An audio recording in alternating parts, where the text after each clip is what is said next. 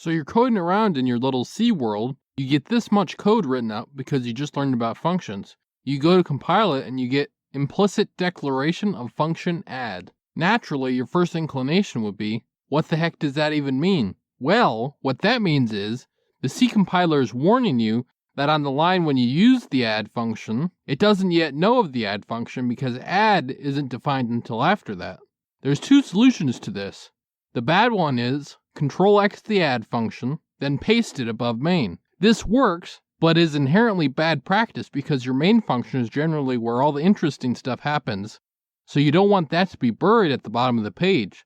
So the better solution is a function prototype. A function prototype is a function's name, return type, and parameters with no body.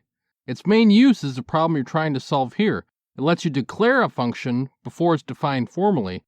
If you copy this first line of add and paste it above main and add a semicolon, that's enough for the compiler to know the add function will eventually exist and not give you the warning when you go to compile. Like and subscribe to learn more.